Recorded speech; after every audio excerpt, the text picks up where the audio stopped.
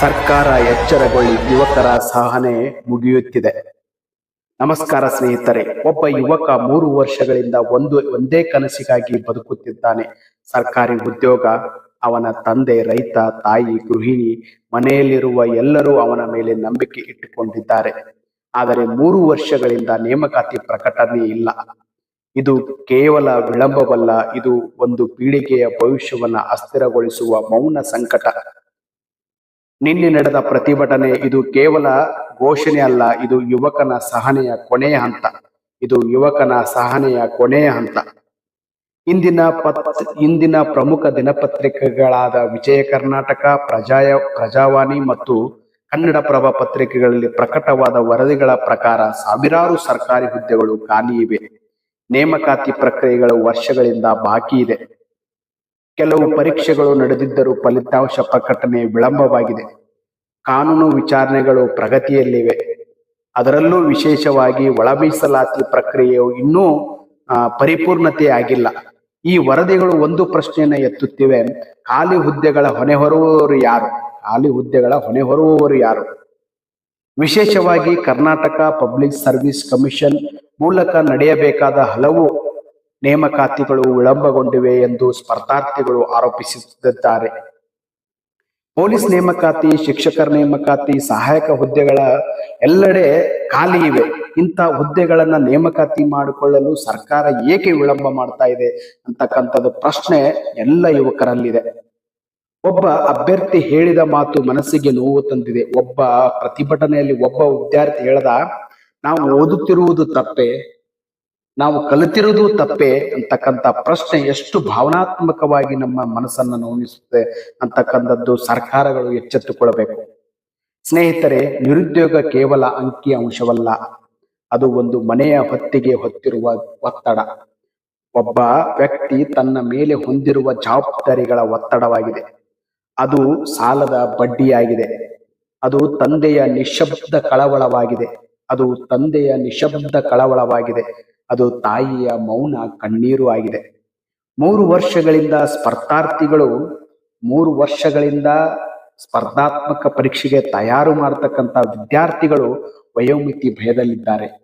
ಎಲ್ಲಿ ನಮ್ಮ ವಯಸ್ಸು ನಿಗದಿಗೊಳಿಸತಕ್ಕಂಥ ವಯಸ್ಸು ಮುಕ್ತಾಯ ಆಗ್ತದೆ ಅಂತಕ್ಕಂಥ ಚಿಂತೆ, ಭಯದಲ್ಲಿ ಇಂದಿನ ಯುವಕರನ್ನು ನಾವು ಕಾಣ್ತಾ ಇದ್ದೇವೆ. ಅದರಲ್ಲೂ ಆರ್ಥಿಕ ಸಂಕಷ್ಟ. ಎಷ್ಟೋ ವಿದ್ಯಾರ್ಥಿಗಳು ಸುಮಾರು ವರ್ಷಗಳಿಂದ ಒಂದೇ ಸ್ಥಳದಲ್ಲಿದ್ದು ಆ ರೂಮ್ ಬಾಡಿಗೆ, ಲೈಬ್ರರಿ ಫೀಸು, ಇನ್ನಿತರ ವೆಚ್ಚಗಳನ್ನ ಕೊಟ್ಟು ಆರ್ಥಿಕ ಸಂಕಷ್ಟಕ್ಕೆ ಸಿಲುಕಿರುವುದನ್ನು ನಾವು ಎಲ್ಲರೂ ಕಂಡಿದ್ದೇವೆ. ಇನ್ನೊಂದು ಮಾನಸಿಕ ಒತ್ತಡ. ಎಷ್ಟು ಓದಿದ್ರು ಪರೀಕ್ಷೆ ಬರೀಬೇಕಂತಕ್ಕಂಥ ಕುತೂಹಲ, ಉತ್ಸಾಹ ಆ ವ್ಯಕ್ತಿಯಲ್ಲಿ ಇದೆ. ಆದರೆ ಪರೀಕ್ಷೆ ಬರೆಯೋಕೆ ಅವಕಾಶನೇ ಇಲ್ಲ, ನೇಮಕಾತಿನೇ ಇಲ್ಲ ಅಂದ್ರೆ ಆ ವ್ಯಕ್ತಿ, ಕಲಿತ ವ್ಯಕ್ತಿ, ವಿದ್ಯಾರ್ಥಿ, ಓದಿದ ವ್ಯಕ್ತಿ ಎಷ್ಟು ತನ್ನ ಮಾನಸಿಕತೆಯನ್ನ ಸದೃಢವಾಗಿಟ್ಟುಕೊಳ್ಳಲು ಸಾಧ್ಯವಾಗಿದೆ? ಅದಕ್ಕೆ ಹೇಳೋದು, ಇದೊಂದು ರೀತಿ ಮಾನಸಿಕ ಹಿಂಸೆ ಮತ್ತು ಮಾನಸಿಕ ಒತ್ತಡವಾಗಿದೆ. ಇದನ್ನ ನಿರ್ಲಕ್ಷಿಸು ಸಮಾಜದ ಭವಿಷ್ಯವನ್ನೇ ಹಾಳು ಮಾಡಿದಂತೆ. ಸರ್ಕಾರಗಳು ನೇಮಕಾತಿಯನ್ನ ನಿರ್ಲಕ್ಷಿಸಿದರೆ ಯುವಕರ ಭವಿಷ್ಯ ಹಾಳಾದ್ರೆ ದೇಶದ ಭವಿಷ್ಯ, ರಾಜ್ಯದ ಭವಿಷ್ಯ ಹಾಳಾಗ್ತದೆ, ನೆನಪಿರಲಿ. ಈ ಪ್ರತಿಭಟನೆ ಸರ್ಕಾರಗಳಿಗೆ ಒಂದು ಸ್ಪಷ್ಟ ಸಂದೇಶವಾಗಿದೆ. ಯುವಕರ ಸಹನೆಗೆ ಮಿತಿ ಇದೆ. ಇಂದು ಅವರು ಶಾಂತಿಯುತವಾಗಿ ಪ್ರತಿಭಟಿಸುತ್ತಿದ್ದಾರೆ. ನಾಳೆ ನಿರಾಸೆ ಹೆಚ್ಚಾದರೆ ಅದು ಸಾಮಾಜಿಕ ಅಶಾಂತಿಗೆ ಕಾರಣವಾಗಬಹುದು. ಯುವಕರನ್ನು ನಿರ್ಲಕ್ಷಿಸುವ ಯಾವುದೇ ವ್ಯವಸ್ಥೆ ದೀರ್ಘಕಾಲ ಉಳಿಯುವುದಿಲ್ಲ. ಇತಿಹಾಸ ಅದಕ್ಕೆ ಸಾಕ್ಷಿಯಾಗಿದೆ. ಸರ್ಕಾರಗಳು ರಾಜಕೀಯ ಭಿನ್ನಾಭಿಪ್ರಾಯಗಳನ್ನ ಬದಿಗಿಟ್ಟು ಯುವಕರ ಉದ್ಯೋಗ ಪ್ರಶ್ನೆಗೆ ಆದ್ಯತೆ ನೀಡಬೇಕು. ಯುವಕರ ಉದ್ಯೋಗಕ್ಕೆ ಆದ್ಯತೆ ನೀಡಬೇಕು. ಸಮಸ್ಯೆಗಳಿಗೆ ಪರಿಹಾರ ಅತ್ಯವಶ್ಯಕವಾಗಿದೆ. ವಾರ್ಷಿಕ ನೇಮಕಾತಿ ಕ್ಯಾಲೆಂಡರ್ನ ಪ್ರಕಟಣೆ ಮಾಡಬೇಕು. ಸಮಯಬದ್ಧ ಫಲಿತಾಂಶ ಘೋಷಣೆ ಮಾಡಬೇಕು. ಖಾಲಿ ಹುದ್ದೆಗಳ ಪಾರದರ್ಶಕ ಮಾಹಿತಿ ಒದಗಿಸಬೇಕು. ನ್ಯಾಯಾಲಯದ ಪ್ರಕರಣಗಳಿಗೆ ವೇಗವಾಗಿ ಪರಿಹಾರ ಒದಗಿಸಬೇಕು. ಸ್ಪರ್ಧಾರ್ಥಿಗಳೊಂದಿಗೆ ಸಂವಾದವನ್ನು ಅಳವಡಿಸಿಕೊಳ್ಳಬೇಕು. ಇದು ಕೇವಲ ಆಡಳಿತಾತ್ಮಕ ಕೆಲಸವಲ್ಲ, ಇದು ಭವಿಷ್ಯದ ರಕ್ಷಣೆಯಾಗಿದೆ. ಸ್ನೇಹಿತರೆ, ಒಂದು ರಾಜ್ಯದ ಬಲ ಅದರ ಯುವಕರಲ್ಲಿದೆ. ಒಂದು ರಾಜ್ಯದ ಬಲ ಆ ರಾಜ್ಯದ ಯುವಕರಲ್ಲಿದೆ. ಯುವಕರ ಕನಸುಗಳನ್ನ ನಿರ್ಲಕ್ಷಿಸುವುದು ರಾಜ್ಯ ಪ್ರಗತಿಯನ್ನು ಕಾಣುವುದಿಲ್ಲ. ಇಂದು ಯುವಕರು ಕೇಳುತ್ತಿರುವುದು ಕೇವಲ ಉದ್ಯೋಗವಲ್ಲ, ಅದು ಅವರ ಗೌರವ, ಅದು ಅವರ ಹಕ್ಕು, ಅದು ಅವರ ಬಾಧ್ಯತೆ, ಅದು ಅವರ ಭದ್ರತೆ, ಅದು ಅವರ ಭವಿಷ್ಯವಾಗಿದೆ. ಸರ್ಕಾರ ಎಚ್ಚರಗೊಳ್ಳಲಿ. ಸರ್ಕಾರ ಎಚ್ಚರಗೊಳ್ಳಲಿ. ಯುವಕರ ಧ್ವನಿ ಮೌನವಾಗುವ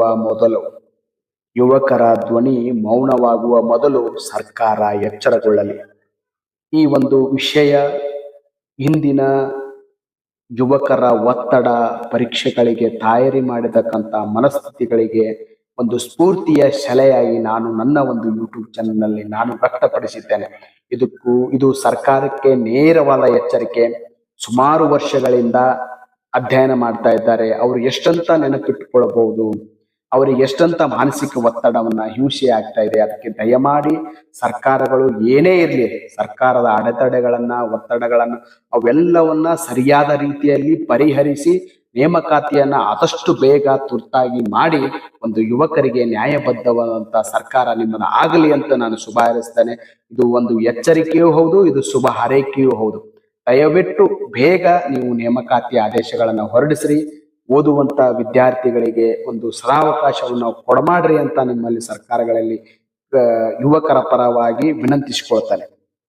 ಈ ಒಂದು ವಿಚಾರ ಸರ್ಕಾರ ಮಟ್ಟದವರಿಗೆ ತಲುಪುವವರೆಗೆ ಈ ಒಂದು ವಿಚಾರವನ್ನ ಶೇರ್ ಮಾಡ್ರಿ. ಮತ್ತು ಈ ಒಂದು ಇಂಥ ಮಾಹಿತಿಗಳನ್ನ ಒಳಗೊಂಡ ಸಾಮಾಜಿಕ ಚಿಂತನೆಗಳನ್ನು ಒಳಗೊಂಡಂತ ವಿಚಾರಗಳಿರುವುದರಿಂದ ನನ್ನ ಒಂದು ಯೂಟ್ಯೂಬ್ ಚಾನಲ್ ಸಬ್ಸ್ಕ್ರೈಬ್ ಮಾಡ್ಕೊಳ್ಳಿ ಅಂತ ವಿನಂತಿಸ್ಕೊಳ್ತೇನೆ. ಹೃದಯಪೂರ್ವಕವಾಗಿ ಧನ್ಯವಾದಗಳು.